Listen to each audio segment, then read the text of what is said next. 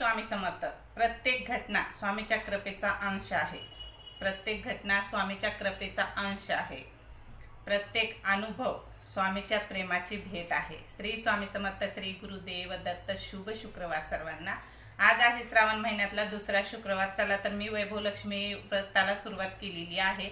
ज्यांना कोणाला वैभवलक्ष्मी व्रताची सुरुवात करायची आहे त्यांनी पुढच्या शुक्रवारपासून करू शकता. कारण पुढच्या शुक्रवारी जे आहे ना वरदलक्ष्मी व्रत कथा सुरुवात आहे. म्हणजे त्या दिवशी वरदलक्ष्मी व्रताला सुरुवात करतात. पण मी वैभवलक्ष्मीचं व्रत करीत आहे. दोन्ही एकच आहेत. वरदलक्ष्मी वैभवलक्ष्मी सगळे एकच आहेत. पण मी आज दुसरा शुक्रवार आहे. आजच्या शुक्रवारपासून सुरुवात करीत आहे. चला तर मी पूजा दाखवते. मांडणी केलेली आहे. फक्त आता पोथी वाचायला घ्यायची आहे. ज्यांना करायची आहे त्यांनी नक्की पुढच्या शुक्रवारपासून सुरुवात करू शकता. श्री स्वामी समर्थ. श्री गुरुदेव दत्त. पूजा मांडणी केलेली आहे. दाखवते कशी मांडायची ते.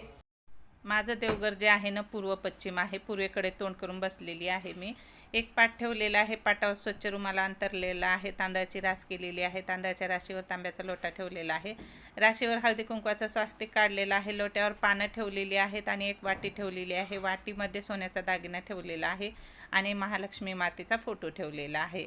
पाहू शकता. आणि लाल फूल मला भेटलं नव्हतं पण अचानक लाल फूल भेटलं. आणि लक्ष्मी मातेला लाल फुलाचीच आवड असते आणि ह्या पूजेला लाल फुलच असतं. आता हे पुस्तक आहे, ही पोथी आहे, यामध्ये सगळी माहिती असते. अगोदर ते देवीचे दर्शन करायचे आहेत. लक्ष्मी माता हे धनलक्ष्मी माता हे ऐश्वर्य लक्ष्मी माता, मी तुझे वैभवलक्ष्मी व्रत मनोभावाने सुरुवात करीत आहे. माझे कल्याण कर, माझ्या इच्छा पूर्ण कर, निर्धनांना धन दे, निसंतानांना संतान दे, सौभाग्यवती स्त्रीचे सौभाग्य अखंड राहो, कुमारिकांच्या इच्छा पूर्ण कर, तुझे व्रत करणाऱ्यांना सुख पुन्हा मिळू दे आणि आम्हा सर्वांना सुखी कर, असे बोलून वैभवलक्ष्मी व्रताची सुरुवात करायची आहे. जय लक्ष्मी माता, जय लक्ष्मी माता, जय लक्ष्मी माता, जय लक्ष्मी माता, जय लक्ष्मी माता, जय लक्ष्मी माता, जय लक्ष्मी माता, जय लक्ष्मी माता, जय लक्ष्मी माता, जय लक्ष्मी माता, जय लक्ष्मी माता, जय लक्ष्मी माता, जय लक्ष्मी माता, जय लक्ष्मी माता. वैभवलक्ष्मी व्रताची कथा आहे. ही कथा वाचायची आहे. जय लक्ष्मी माता की जय.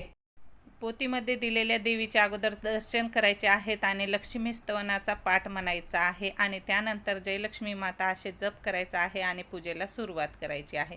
जशी मी पूजा मांडलेली आहे त्याच पद्धतीने पूजा मांडायची आहे. जर तुम्हाला करायचे व्रत असेल तर नक्की कमेंट करून सांगा. मी सविस्तर माहिती तुम्हाला सांगते. आणि लक्ष्मीच्या नैवेद्यासाठी गोडाचाच नैवेद्य असतो. चला लक्ष्मीच्या नैवेद्याला आपण खीर बनवूया. वळवटाची खीर. तर सिंपल पद्धतीने बनवणार आहे. तुम्हाला पण दाखवते. गोडाचा म्हणजे खिरीचा नैवेद्य असतो. तर मी केलेली आहे वळवटाची खीर. तुम्ही गोड भात सुद्धा करू शकता किंवा शिरा सुद्धा करू शकता. तर वळवट भाजून घेतलेले आहेत. तुपामध्ये मस्त डाग पडेपर्यंत भाजू द्यायचे आहेत. खायला अप्रतिम लागते. मला असंच आवडते म्हणून मी भाजलेले आहेत अशा पद्धतीनं. आता थोडंसं पाणी घालून अगोदर शिजवून घ्यायचं आहे आणि नंतर दूध टाकायचं आहे. थोडेसे वळवट शिजले की मग दूध टाकायचं आहे. हे बघा दूध टाकलेलं आहे, शिजलेले आहेत. आता हे छान गदगद शिजू द्यायचं आहे. नंतर शेवटी साखर टाकायची आहे आणि थोडंसं उकळलं की बंद करायचे आहे. म्हणजे दूध फुटल्या जात नाही. आपली खीर मस्त तयार झालेली आहे. चला तर मग नैवेद्याचं ताट भरूया. माता लक्ष्मी मातेला खिरीचा नैवेद्य दाखवायचा आहे.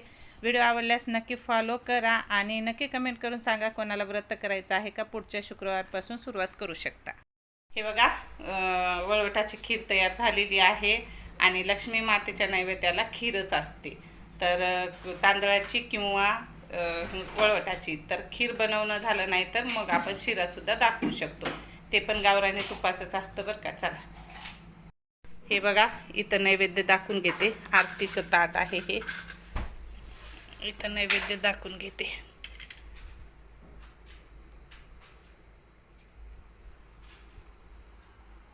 ज्यांना कोणाला वैभवलक्ष्मी व्रत करायचं आहे त्यांनी नक्की कमेंट करा. सगळी माहिती सविस्तर सांगते.